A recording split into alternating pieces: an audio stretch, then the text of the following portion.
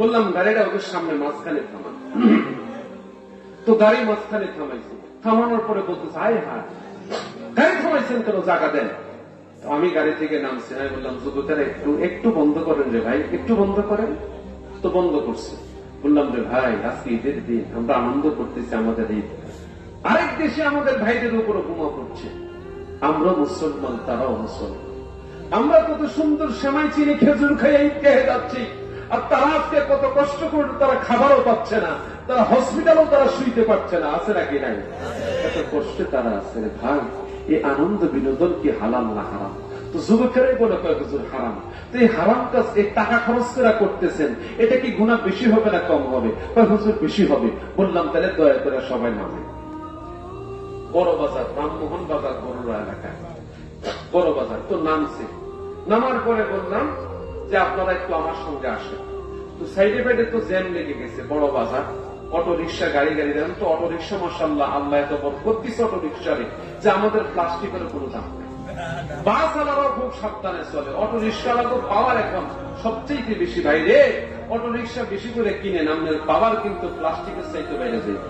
উপায় নেই, আমরা ভয়ে থাকি কোন সময় আমগুলো লাগাইয়া দেয় আর আমগুলা কোন সময় ছিঁড়া দেয়। কিছু যদি বলতে যায় হুজুর আমি হুজুর গরিব মানুষ, অবস্থা কিনা কোনো মতে জীবন চালাই, হুজুর কেমনে জরিমানা দিব? আর আমরা চোখ বন্ধ করে আয়া করতে হয়। আয়া দেখি আমগো পকেটে 20,000 টাকা নাই। একটা মাহফিল করে 20-30,000 টাকা 40-50,000 টাকা হাতিয়া পাই। আর যখন গাড়িটা যখন নিকেলের কাছে নেই তখন দেখা যায় আরে একটা নেই সমস্ত টান টুনের লেগে ট্যাপ গলার লেগে 40-50,000 টাকা রং টং সহ যখন দৌড় দেয় তখন আর চিন্তা লাগে আরে এই মাসে কোরবানের লেগে কি করুম, বউয়ের লেগে কি করুম, নিজের লেগে কি করুম, আর গাড়ির লেগে কি করুম, ড্রাইভারের লেগে কি করুম। এই টেনশন শুধু বেডের মধ্যে ঘুরপাক করে। এত দাম হচ্ছে অটো রিক্সা, তারপরও বদনাম করে না আল্লাহ করে রিজিক দে। আমিন কর আমিন কর, রিজিক দে, কিন্তু একটু সঠিকভাবে চলা উচিত, ঠিক না? পথের মধ্যে মাঝখানে তারা খেয়ে যায়, মাঝখানে দাঁড়ায় যায়, এই নিয়ে যান না, এই জানতে পারেন তো আপনি তো যাইতে পারেন, যান না, আমার ড্রাইভারের তো যান না, জায়গা তো আছে, জায়গা আছে, যান না। উনি মাঝখানে দাঁড়ায় গেছে। তা আমি বললাম যে ভাই আপনি মাঝখানে দাঁড়ায় বলতেছে যান না, যান না। আপনার গাড়িটার ওজন, আপনার গাড়িটার সীমা, আপনার গাড়িটার দাম, আর এই গাড়িটার ওজন, এই গাড়িটার সীমা, এই গাড়িটার যতটুকু লাগে এই জায়গাটি এখানে আছে।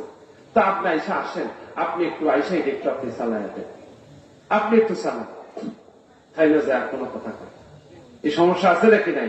আল্লাহ আমাদের হেফাজত করুন, সকলে বলি আমিন, শুরু বলি আমিন। যুবকদেরকে নিয়ে এক দোকানে জিজ্ঞেস করলাম তুমি কি ছেড়ে দিব?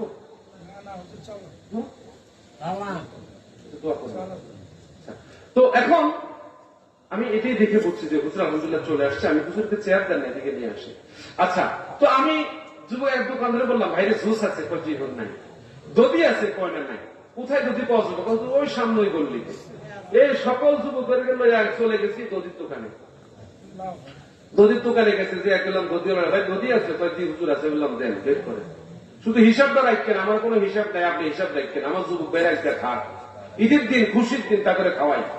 তো যুবকের একটা একটা দধি খেয়েছি, কেউ মিষ্টি খেয়েছি, কেউ দধি খেয়েছি। এই খাওয়াইতে খাওয়াইতে দেখি দিকে আরেকটা এসে হাজির। ওই এলাকার মানুষে, আমি তো আমার গাড়িতে যারা তাগরে নামতে দেই না, বলছি কেউ নামবেন না। অনেকে এটা আবার এরকম আল্লাহ অহংকার মাফ করো, এটা ভাবলো হ্যাঁ আমি আজকে গান বন্ধ করছি, এটা করছি, এটা করছি, ভিডিও আসবে, ফেসবুকে আসবে, হুজুরের ভাবসাব বাইরে যাইব, মানুষের প্রশংসা করবো, এমন হুজুর আমাদের মাঝে আছে। বড় মুসিবত। ঠিক আছে, এই যে আজকে ভিডিও করতেছে না, এটা আমার একদম নিষিদ্ধ ছিল, একদম নিষিদ্ধ। মারা মহিউদ্দিন ভাইয়ের সঙ্গে সম্পর্ক বহু আগের থেকে ওনার সাথে পরিচয় আর কি। বহুদিন বলতো হুজুর আমার বাড়িতে একটু আপনি আসতে হবে, আল্লাহ যদি রিজিক খুলে ওই দিন যাবে। আমি মনে করি বহু আগের পরিচয়, রিজিক খুলছে আল্লাহ, আজকে এই জন্য আগে আসতে পারি না, ঠিক কিনা? এটা কার হাতে? ওনারা আমার ভিডিও করতে বাধ্য করছে। এই যে ওনার সাহেব সাহেব হুজুর ওয়াজ করে গেছে, ওনারা আমার ভিডিও করতে বাধ্য করছে। হুজুর মাহফিলে তো কিছু লোক আসে, যদি হয়তো ভিডিওটা হয় হয়তো দূরের মানুষও শুনবে, তারাও তো কথা শুনে আল্লাহ পথে যে একজন আসতে পারে না? আল্লাহ অহংকার মাফ করো। কালকে 2টা মাহফিল ছিল, আলহামদুলিল্লাহ আলহামদুলিল্লাহ 2টা মাহফিলে ইনশাআল্লাহ তাআলা 3 জন দাঁড়িয়ে রাখার ওয়াদা করছে।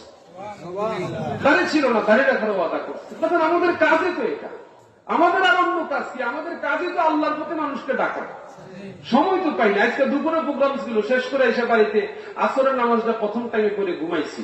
এরপরে উঠে মাগরিব নামাজ পড়ছি, আবার দেখি শরীরটা চলে না, মাথাটা কেমন হ্যাং হয়ে রয়েছে। ঈদের রাইতে বাড়িতে আসছি 2টা বাজে। আমার মেয়ে রাগ করে আব্বুর আসার দরকার কি, একবারে গাড়িতে যাও না। তো আসার সময় মেয়েরে বুঝে টুঝে দিয়ে আসছি, মা দোয়া করো, আল্লাহ করে বানাইছে এর লেগা, তুমি করে আল্লাহ পাঠাইছে এই করে, কি করবা, আল্লাহ তুমি করে